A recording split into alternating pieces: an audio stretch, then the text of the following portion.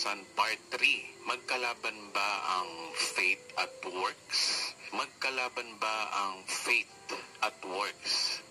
Madalas sinasabi ng iba, ay, di sapat ang faith lang. Kailangan may kasamang works. Sabay quote sila ng verse sa Bible na, for as the body without the spirit is dead, so faith without action is dead. Oo nga naman, faith without action is dead. Sinabi nga naman ng Bible. Pero ang tanong, ang issue ba sa verse na yan ay tumutukoy sa ating kaligtasan? May kinalaman ba ang sabi ni Apostol James sa ating kaligtasan? Kinokontra ba talaga ni Apostol James si Apostol Paul na hindi sapat ang faith lang? Ito ang sasagutin natin. So ano ba talaga ang issue ng works na sinasabi ni Apostol James? Ang issue po dito ay hindi po faith plus works, kundi faith that works. Magkaiba po yung pananampalatayang dagdagan ng gawa sa pananampalatayang gumagawa. Magkaiba po yun, Marami ang nalilito sa tunay na issue dito Ang issue sa James chapter 2 ay hindi faith plus works, kundi faith that works. Paano ba gumagana ang faith mo? Dahil ang tunay na faith ay may works. Bago tayo dumako kay Apostol James, bigyan ko muna kayo ng halimbawa para maintindihan natin ang sinasabi ni Apostol James. Halimbawa, adobong manok. Paano ba niluluto ang adobong manok? Ito ay syempre may manok, may bawang, may paminta, may suka, at may toyo. Kapag niluto ito, ang tawag dito ay adobong manok. Ngayon, paano mo gagamitin sa isang sentence ang adobong manok? Kung matalino kang tao, ganito mo gagamitin ang sentence tungkol sa adobo. Nagluto ako ng adobo para ulam natin mamaya. So, nagluto ako ng adobo para ulam natin mamayang gabi. So, tama, diba? Normal na tao ang ganyan sentence. Nagluto ako ng adobo para ulam natin mamayang gabi. Paano naman yung mga susyungak-syungak? Ganito ang sentence niya. Nagluto ako ng adobo na may toyo para ulam natin mamayang gabi. Again, nagluto ako ng adobo na may toyo para ulam natin mamayang gabi. So tama ba mga kapatid? Nagluto daw siya ng adobo na may toyo para ulam daw nila mamayang gabi. Teka, parang may mali Kasi, di ba ang adobo ay may toyo naman talaga? Kasama sa ingredient yon. So bakit itong si Mangmang, sabi niya, adobo na may toyo? Para mo rin sinabi na binagoong ang baboy na may baboy. Natural naman talaga ang binagoong ang baboy na may baboy. Kaya nga binagoong ang baboy So, ang adobo ay natural na may toyo. Bakit mo sinasabi na adobo na may toyo? Hindi kaya ikaw yung may toyo dito? Ganon din ang sinasabi ni Apostol James. Paano mo masasabi na totoo ang faith mo kung walang work? Dahil ang ingredient ng faith ay believing and working. Ang tunay na pananampalataya ay may works talaga. Kaya nga ang tunay na issue na sinasabi ni James ay, tunay ba talaga ang iyong pananampalataya? Para yung sinabi ko kanina na kompleto ba talaga ang ingredients mo ng adobo? Kung walang toyo iyan, hindi yan adobo. Dahil ang adobo ay may kasama talagang toyo. Kaya nga ang faith ay may kasamang works talaga. Biblical, di ba yung sinasabi mo, Kuya Edwin? Oo naman. Tingnan na natin kung ano sinasabi ng Bible. So rin naman, meron akong chart dito.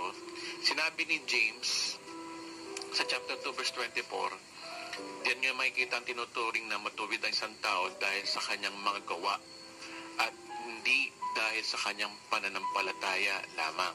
Diba? Yan ang sabi ni James. Sabi naman sa Roma chapter 3 verse 28 na sinabi ni Apostol Pablo, kung gayon, maliwanag na sa pamamagitan ng pananampalataya, mapapawalang sala ang tao at hindi sa pamamagitan ng pagtupad sa kautusan. Sabi ni Apostol James, matuwid ang isang tao dahil sa kanyang mga gawa. Para kay Apostol James naman na hindi sapat ang faith lang. Pero ang sabi naman ni Paul, maliwanag na sa pamamagitan ng pananampalataya, mapapawalang sala ang tao. Para sa kanya, ang faith ay sapat na. Kumbaga sa faith alone, sola fide, ganun siya Hindi sa pamamagitan ng pagtupad sa kautusan. malinaw na sa unang tingin ang dalawang verses na ito ay magkakontra. Diba? Sa totoo lang, itong dalawang verse na ito ay mukhang komplikado. So ano ba talaga? Naging matuwid ba tayo dahil sa pamamagitan ng gawa? O naging matuwid tayo sa pamamagitan ng pananampalataya? O hindi kaya pareho? So fact check tayo, no? Kinokontra ba talaga ni Apostol James ang sinulat ni Apostol Paul sa Romans? Okay? So kinokontra ba talaga ni James si Paul sa kanyang sinasabi na pananampalatayang walang gawa ay patay? So pag-aralan natin ito, no? Tingnan nyo itong mga ni-research natin, ano? May table dito. Yung James, siyempre sinulat yan ni Santiago, ni James. At ang petsa ay 45 AD. At ang readers dito ay mga Hudyo o Jews. So, more on justified by works si James by works. So, ang purpose nito para maging matuwid sa mata ng tao. So, yun ang purpose ng pagkakasulat ni James. Sa Romans naman, ito ay sinulat ni Apostol Pablo at ang petsa nito ay 56 to 58 AD na. At ang bumabasa nito ay mga Hentil or Gentiles. So, justified by faith ang kanyang tema at ang purpose niya ay para maging matuwid sa mata ng Diyos. So, magkaiba sila, no? Si James sa mata ng tao, si Pablo naman sa mata ng Diyos. Kung titignan ninyo, no, naunang isinulat ang Book of James bago isinulat ang Book of Romans ni Apostol Paul. So, walang kinokontra si James nang siya'y sumulat dahil wala pang Book of Romans na naisusulat noong sumulat si James. Kaya hindi po totoo yung chismis na kinokontra ni James si Paul. Mahigit 10 taon nang nauna ang Book of James kaysa sa Book of Romans. Again, mahigit 10 taon nang nauna ang Book of James kaysa sa Book of Romans. Kaya walang pinapatamaan si James sa sulat niya. At wala pang Book of Romans noong 45 AD.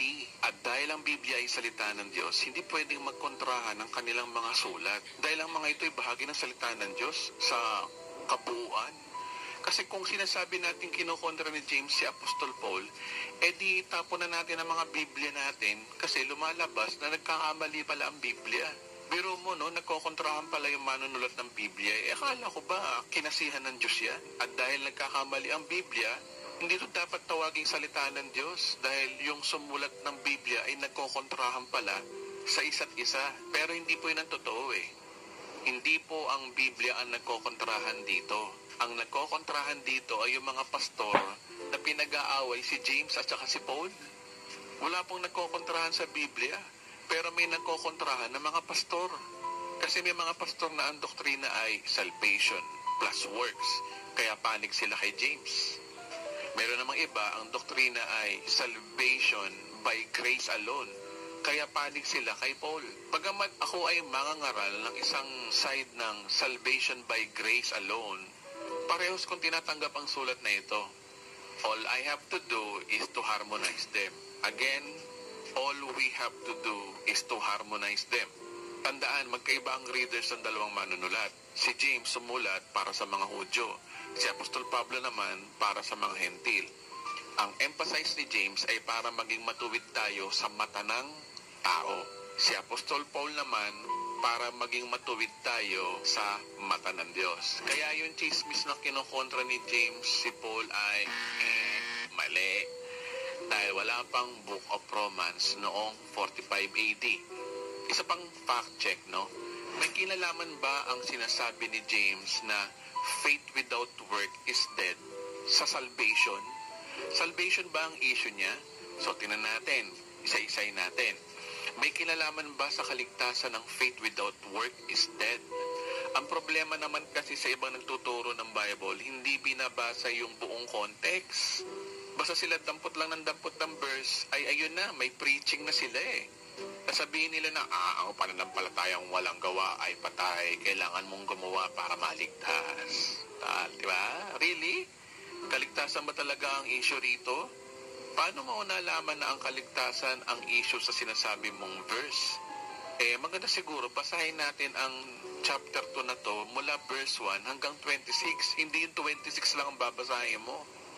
Himay-himayin natin kung talaga bang may kinalaman ang salvation sa sinasabi ni Apostol James. So sa verse 1, sabi rito, mga kapatid ko, bilang mananampalataya kay Kristo na ating maluwalhating Panginoon, dapat maging pantay-pantay ang tingin ninyo sa lahat ng tao. Okay, umpisa pa lang ng verse, sinasabi dyan na mga kapatid, bilang mananampalataya kay Kristo, dapat maging pantay-pantay ang tingin ninyo sa lahat ng tao. So ang hugot niya, bilang believers, dapat pantay-pantay din ang tingin ninyo sa lahat ng tao.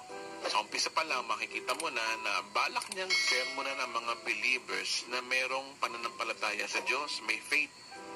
Pero hindi naman maayos ang pakikitungo sa kapwa. Okay? So again, ang readers dito ay mga Hudyo, gaya nung napag-usapan natin sa part 2 na ang Hebreo din. Alam niyo naman na ang sakit ng mga Hudyo, karamihan sa kanila ay puro panlabas na kabanalan lang ang pinapakita nila, pero hindi pinapakita sa kapwa. Ever since pa lang, ganyan na talaga ang sakit ng mga Hudyo. Kaya ganito ang dealing ni Santiago sa kanila o ni James.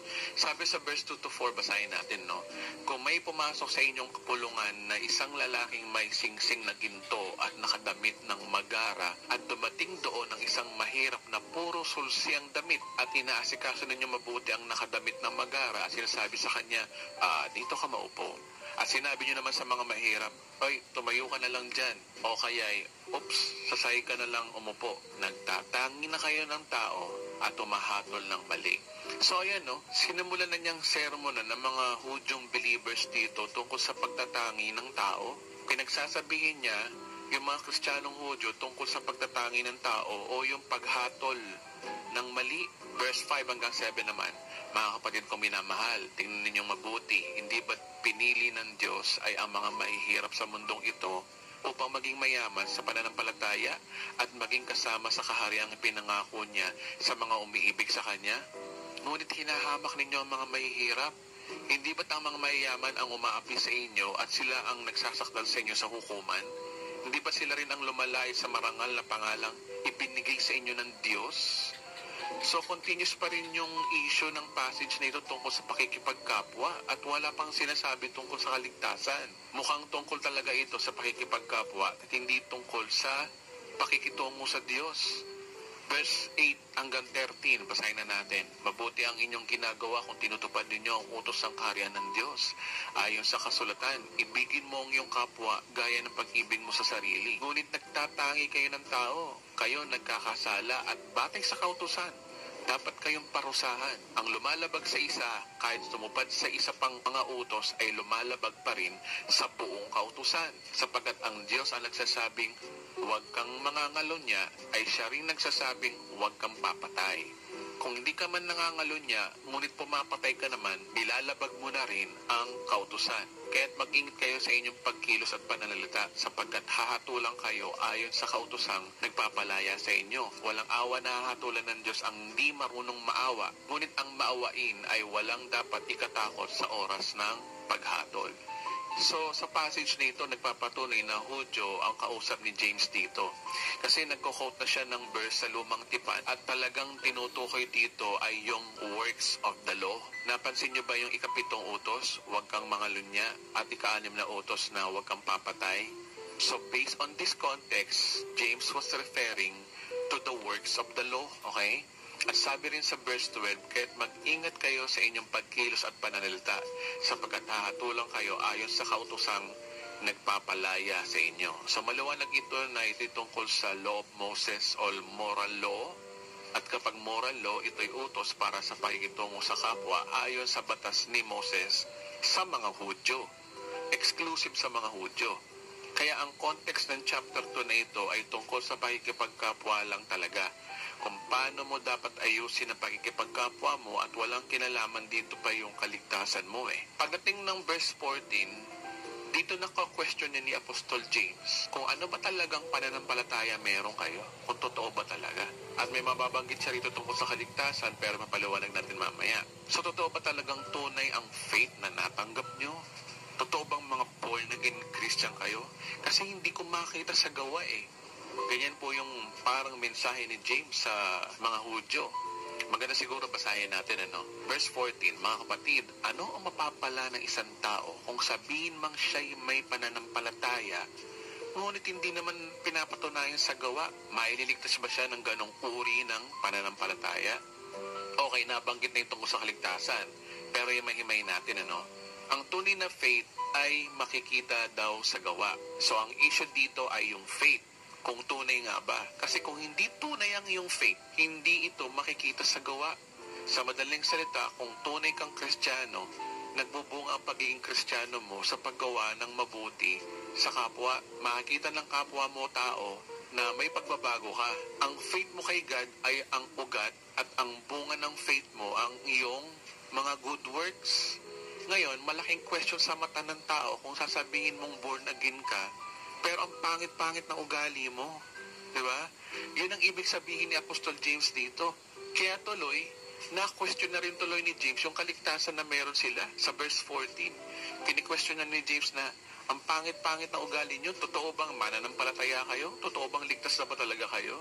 Yun ang na-question tuloy ngayon Kasi alam ni James na totoong pananampalataya ay may bunga. Kung hindi ka totoong mananampalataya, ang tanong, ligtas ka na ba? Kaya sinabi niya sa last part ng verse 14, maliligtas ba siya sa ganong uri ng pananampalataya? Anong uri ng pananampalataya? Yung peking pananampalataya, maliligtas ba siya? Kung sa term natin ngayon maliligtas ba ang hindi totoo at peking Kristiyano? Oo nga naman, ano ang kaligtasan mo kung hindi ka totoong mananampalataya? Ang peking Kristiyano ay hindi ho totoong Kristiyano. Umaatin-atin lang siya ng church, nagpipreach lang siya, pero inside, hindi pala totoong Kristiyano, peke pa rin yun, unbeliever pa rin yun. At pwede pa rin hindi siya maligtas. Yan po ang pinupunto ng verse 14 na yan. So balik tayo sa adobo, Masasabi mo bang adobo ang niluto mo kung walang toyo? Ganon din, masasabi mo bang totoong pananampalataya mo kung walang kalakip na gawa? Aminado naman ako na maraming Kristiyano na umaabuso sa biyaya ng Diyos. Isip nila, ligtas naman sila, regalo naman ng kaligtasan. Kaya yung iba, ayun, naglalaro ng apoy. Kaya nga sinabi ni Apostol Pablo, diba, sa Romans chapter 6 verse 15, ngayon, malaya na ba tayong magkasala dahil hindi tayo saklaw ng kautusan, kundi kagandahang loob ng Diyos? So, hindi. So, ayun ang sabi ni Apostol Paul, porke ba wala na tayo sa kautusan? Kundi nasa biyaya na tayo ng Diyos, magiging halimaw na ba tayong gumawa ng kasalanan? O, diba? Kaya hindi ko tayo nagtuturo na faith lang Kasi kailangan talaga ng works para sa tao. Pero ilulugar natin yung works natin. Yung works talaga ay para sa tao. Kaya yung iba, yung mga naglalaro ng kasalanan ganito ay total, pinatawad na pala kasalanan ko At forever na pala akong ligtas. Tara, mambabae na tayo. O kaya, total, pinatawad na pala ang kasalanan ko at forever na pala akong ligtas. Tara, magshabu na tayo, patak na tayo, di ba? Hindi po yan ang tinuturo ng Biblia. Kung ganyan ang mentality mo, ask yourself kung totally converted ka na ba talaga. At malamang, kung nabubuhay si James sa panahon natin ngayon, malamang sa sermon ng kanya at sasabihin, totoo ba talaga ang pananampalataya mo? Di kaya mas magandang ligtas ka na, tapos kinagigiliwan ka pa ng tao, yun na siguro ang pinaka-perfectong buhay. Natutuwa ang Diyos, natutuwa pa ang tao sa iyo. Natutuwa ang Diyos dahil sa pananampalataya mo sa anak niya, kaya ka naligtas. At natutuwa din ang tao sa iyo dahil sa mabubuting gawa mo. Diba? Yun ang magandang buhay. So ipagpatuloy natin, Santiago chapter 2 verse 15 to 16 na. Halimbawa, may isang kapatid na walang maisuot at walang makain. Kung sasabihin ninyo sa kanya, patnubayang anawa ng Diyos, magbihis ka at magpakabusog, ngunit hindi naman ninyo binibigyan ng kanyang kailangan, may mabuti bang naidudulot sa kanya iyon? So, ganun din naman, patay ang pananampalatayang walang kalakip na gawa. So, inilalarawan ni James na ang faith na hindi nag-work. Ang sabi niya, kung mayroong hubad at gutom na maaari mong matulungan, pero hindi ka man lang tumulong, ang tanong niya, ano pa kinabang ng faith? Diba? Ano pa sense ng faith mo? Tandaan, hindi mo kailangan tumulong sa hubad at gutom para maligtas ka. Kundi patunayan mo naman sa mata ng tao na ligtas ka. So, magitan ng pagtulong sa kapwa. Kaya nga sabi dyan, may mabuti bang naidulot sa kapwa mo yun? Again, ang performance ay para sa tao at ang performance ni Christ ay sa Diyos. Para malugod ang Diyos sa iyo, kailangan mo manampalataya sa performance ni Christ. At para malugod sa iyo ang tao, ikaw ang kailangan mag-perform. Ito ni sinasabi mong performance mo, mag-perform ka sa tao. Kailangan mong mag-perform sa sarili mong gawa sa mata ng tao. Meron akong kilalang pastor dati, nakakalungkot, kasi siya yung pastor na maraming naiinis sa kanya, maraming natitiso sa kanya. Talagang kinaiinisan siya ng mga miyembro niya. Sabi ba naman niya, alam kong maraming naiinis sa akin, pero I can't please everybody. Basta ako, kay Lord, okay na ako. So, nung narinig ko sa kanya yun, naawa ako sa pastor na yun dahil hindi niya nabalanse yung faith and works. Totoong okay na tayo sa Diyos. Totoo yun. Pero paano yung kapwa mo? Paano ko kaya makakatulog sa gabi, no? Sinasabi mong okay ka sa Diyos, prayerful ka. Pero yung miyembro mo, sinusuka ka. Yan ang kina-question ni Apostol James. Nasaan ang faith mo kay God kung maraming naiinis na tao sa iyo? Kung hindi maayos ang pakikitungo mo sa kapwa mo. Kaya para hindi ma-question ang faith mo, ipakita mo sa kapwa mo ang gawa. Yan ang ibig sabihin ni James. So sa verse 18, no, pagpatuloy natin. Ngunit may nagsasabi, may pananampalataya ka at may gawa naman ako. Ipakita mo sa akin ang iyong pananampalatayang walang kasamang gawa at ipapakita ko naman sa iyo ang aking pananampalataya sa magitan ng aking mga gawa. So napansin mo ba ang emphasis? Ipakita mo sa akin ang iyong pananampalatayang walang kasamang gawa at ipapakita ko naman sa iyo ang aking pananampalataya sa pamamagitan ng aking mga gawa. So ito ay contrast ng dalawang faith. Your faith and my faith. So again, lalong naging malinaw sa verse na ito, salain natin ang faith mo, asasalain natin ang faith ko. Kaya ang issue talaga dito ay yung faith eh. Hindi naman sinasabi ni James na, show me your works and I will show you my works. Hindi naman works eh. Hindi gawa o works ang issue rito. Kundi patagisan tayo ng pananampalataya. Hinahamon ni James yung mga Kristiyanong Hudyo na ipakita ko sa inyo ang aking pananampalatayang na may gawa kasi kayo, ang pananampalataya nyo ay walang gawa. Sa next verse, binanggit na ni James kung ano yung faith na hindi nagwo-work. Verse 19 to 20. Sumasampalataya ka na ang Diyos ay iisa, di ba? Mabuti yan. Ang mga demonyo man ay sumasampalataya rin at nanginginig pa.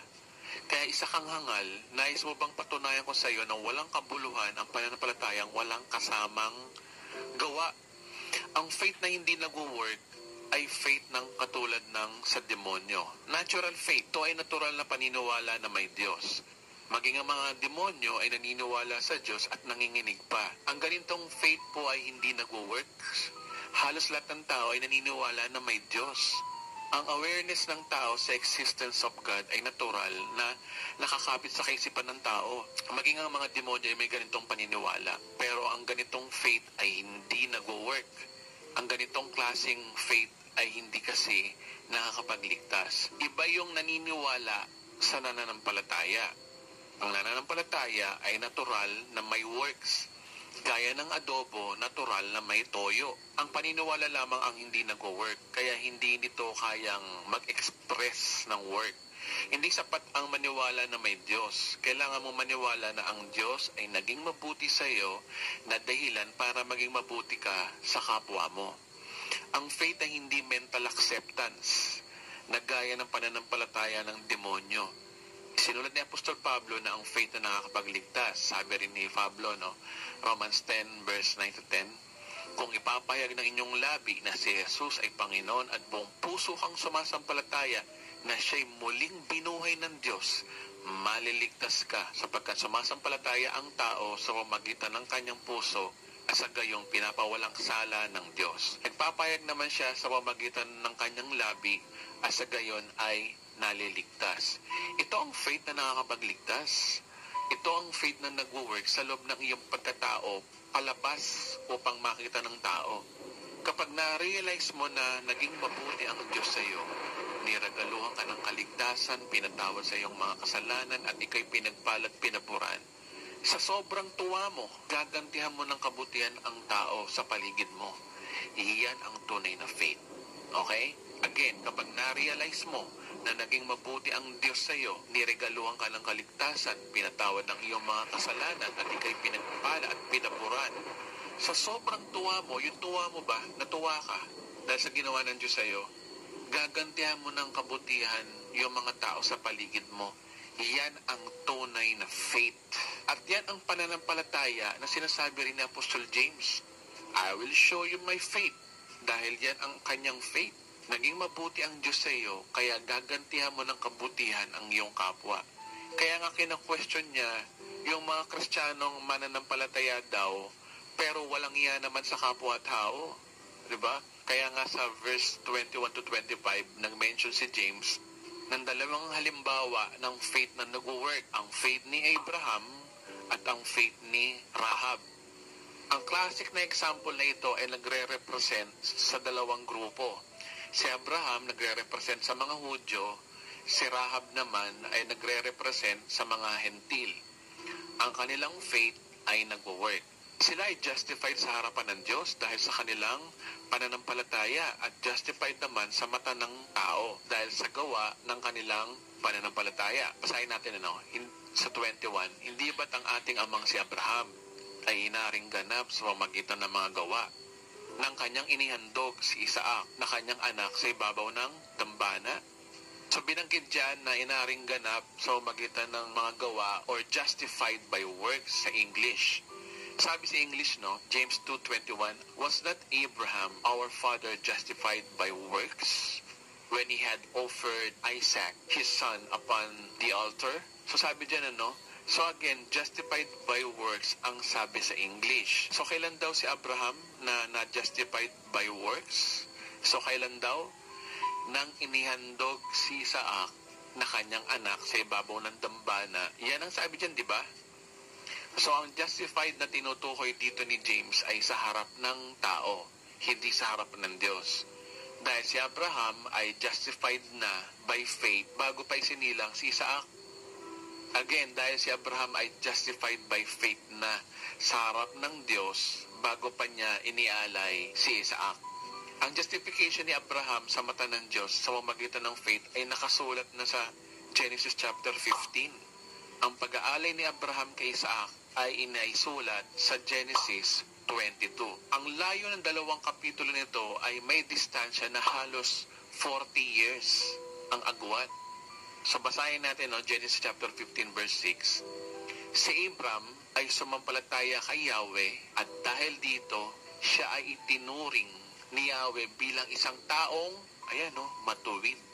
So noon pa lang tinuring na siyang matuwid bago pa niya inialay si Isaac. Ang linaw sa verse, diba? Si Abraham ay idiniklara ng matuwid sa harapan ng Diyos 40 years na bago pa niya inialay si Isaac sa altar. Basahin yung Bible nyo, 40 years ang pagitan nun. Mula nung nanampalataya si Abraham at diniklara siya matuwid hanggang sa inialay niya si Isaac. 40 years yun, basahin yung Biblia nyo. Ang justification ni Abraham sa harapan ng Diyos ay sa pamagitan lamang ng pananampalataya. Hiwalay sa gawa ng kanyang pag-aalay kay Isaac. Actually, may sundot pa si Apostol Pablo dito Basahin natin, Romans chapter 4 verse 1 to 2. Tungkol kay Abraham na ating ninuno, ano naman ang masasabi natin? Ano ang kanyang karanasan tungkol sa mga bagay na ito? Kung pinawalang sala siya ng Diyos dahil sa mabubuting nagawa niya, may ipagmamalaki sana siya. Ngunit wala siyang may pagmamalaki sa paningin ng Diyos. So bakit wala siyang pagmamalaki? Pansinin niyo na sinabi ni Apostol Pablo dito, kung siya ay justified by works, meron sana siyang ipagmamalaki sa harapan ng Diyos. Dahil sa pananampalataya lamang kaya siya matuwid, wala siyang may pagmamalaki sa paningin ng Diyos. Kaya nga ang sinasabi ni James na justified by works sa verse 21 ay para sa tao, sa mata ng tao yon. Si Abraham idiniklarang matuwid sa mata ng Diyos nung nanampalataya siya. At siya idiniklarang matuwid naman sa mata ng tao noong inihandog niya si Isaac. Kasi nung nalaman ng mga taong nakakilala kay Abraham na inialay ni Abraham ang kanyang anak na si Isaac, humanga sa kanyang mga tao. Kaya siya ay idiniklarang matuwid sa mata ng tao. Tayo ngayon mga Kristiyano, ikaw na nakikinig ngayon, kung ikaw'y nananampalataya, na ideklara ka na kayang matuwid sa mata ng tao? Kamusta naman kaya tingin sa'yo ng mga kamag-anak mo? Kristiyano ba talaga ang tingin sa'yo? Na ideklara ka na bang matuwid sa mata ng tao? Ganyan din ang ibig iparating ni James sa ating lahat. Oo, dideklara nga kayong matuwid sa mata ng Diyos sa pamamagitan ng pananampalataya. Pero Kailan ba kayo naging matuwid naman sa mata ng tao? Yan ang ibig sabihin ni Apostol James sa chapter 2. Pagpatuloy natin, verse 22 to 24 ng James. Dito ay makikita mo magkalakip ang kanyang pananampalataya at mga gawa at naging ganap sa kanyang pananampalataya dahil sa kanyang mga gawa. Natupad ang sinasabi ng kasulatan. Si Abraham ay sumampalataya sa Diyos at dahil dito, siya'y tinuring ng Diyos bilang isang taong matuwid at tinawag siyang kaibigan ng Diyos. Diyan yung makikita na itinuring na matuwid ng isang tao dahil sa kanyang mga gawa at hindi dahil sa kanyang pananampalataya lamang. So sinasabi ni Apostol James dyan, maging tunay ang pananampalataya kung may kasamang gawa. Masarap mabuhay nang nalulugod ang Diyos sa iyo dahil sa iyong faith. Tapos nalulugod ang tao sa iyo dahil sa iyong works. Tama nga naman, ligtas ka nga pero kinamumuyan ka naman ng mga kasama mo sa church. So ano pakinabang nun? Kaya ang tinuturo ni Apostol James dito ay mas magiging ganap ang iyong buhay Kristiyano kung matuwid ka sa mata ng tao at matuwid ka rin sa mata ng Diyos. Pangalawang halimbawa naman ni James ay si Rahab na isang patutot. Sabi sa James chapter 2 verse 24, gayon din, hindi ba si Rahab na masamang babae ay tinuring na matuwid sa mamagitan ng mga gawa nang tanggapin niya ang mga sugo at pinalabas sila sa ibang daan? So ang susi sa example na ito ay ang tanong na, kailan ba tinulungan ni Rahab ang dalawang sugo? Bago ba siya manampalataya o after niyang manampalataya sa Diyos? So siyempre, ang sagot dito ay tinulungan ni Rahab ang dalawang sugo pagkatapos niyang manampalataya sa Diyos ng Israel. Nauna yung ugat bago yung bunga. Ang tulong na ibinigay ni Rahab sa dalawang espiya o sugo ay expression ng kanyang paniniwala sa Diyos ng Israel. Ang implikasyon nito ay nauna muna siyang naging matuwid sa mata ng Diyos sa pamamagitan ng kanyang paniniwala bago siya itinuring na matuwid ng Israel sa pamamagitan naman ng kanyang gawa nung tinulungan niya yung dalawang espiya. So tingnan niyo ebidensya ko, Joshua chapter 2 verse 8 to 9. Bago matulog ang mga espiya, umakyat si Rahab sa bubong at sinabi sa kanila, alam kong ibinigay na sa inyo ni Yahweh ang lupaing ito at ang mga taga rito'y takot na takot sa inyo. Nabalitaan namin kung paano pinatuyo ni Yahweh ang dagat na pula nung kayo tumawid galing sa Ehipto. Nalaman din namin na pinatay ninyo si Ihon at Og at mga hari ng Amoreo sa silangan ng Hordan at nilipo lang kanilang mga hukbo. Kinilabutan kami at narinig namin ang mga balitang iyon. Natakot kaming humarap sa inyo sapagkat si Yahweh na inyong Diyos ay Diyos ng langit at ng lupa. So ano sabi ni Rahab? Alam kong ibinigay na sa inyo ni Yahweh ang lupaing ito at ang taga rito'y takot at takot sa inyo sapagkat si Yahweh na inyong Diyos ay Diyos na langit at lupa. So di ba yan ang statement ng taong nanampalataya na, di ba? Kaya niya tinulungan ng dalawang espiya dahil nanampalataya na siya na yung kanilang Diyos ay Diyos ng langit at lupa. Narinig niya ang patungkol sa Diyos ng Israel ay siya ay naniwala. Ang pahayag ni Rahab sa huling bahagi ng verse 11 ay patunay na pananampalataya na si Yahweh na inyong Diyos ay Diyos ng langit at lupa. Kaya matuwid na sa mata ng Diyos si Rahab bago niya tinulungan ng dalawang espiya para siya ay maging matuwid naman sa mata ng tao. Kaya ang conclusion ni James ay nasa verse 26 na at paboritong basahin ng lahat. Patay ang katawang walang espiritu, gayon din naman patay ang pananampalatayang walang kasamang gawa. Kung paano patay daw ang katawang walang espiritu, ganun din naman daw patay daw ang Kristiyanong sa mata lang ng Diyos ay justified pero sa mata ng tao ay hindi justified. Tingnan niyo itong ilustrasyon na to. Para mas malinaw po, may tatlong personalidad dito. Ikaw, ang Diyos at ang kapwa mo. Ikaw, para malugod ang Diyos sa iyo, kailangan mo manampalataya kay Kristo. Dahil si Kristo may tinapos na sa krus ng Kalbaryo at siya na ang gumawa at nag-works para sa iyo. Siya yung nag-works, hindi ikaw. Hindi yung works mo karapat-dapat sa Diyos Hindi karapat-dapat, kaya si Christ ang nag-works.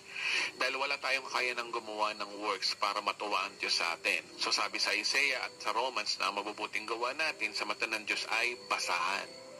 Kahit anong bait mo, basahan pa rin yan sa mata ng Diyos. Kaya nga, nagbigay na ng solusyon ng Diyos sa problema ng tao para malugod ang Diyos sa tao, pinadala niya si Kristo.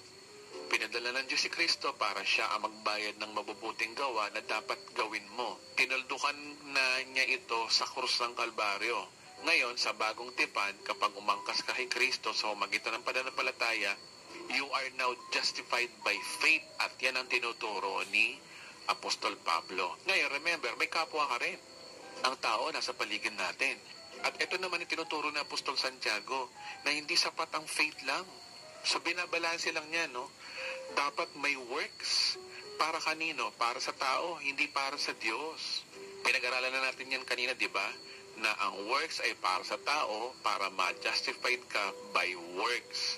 Para sa mata ng tao, maging buhay sa kanila ang pananampalataya mo. Sana hindi na po kayo nalilito ngayon. Ito po yung tamang dividing the scriptures base sa context at harmony ng turo ng Biblia.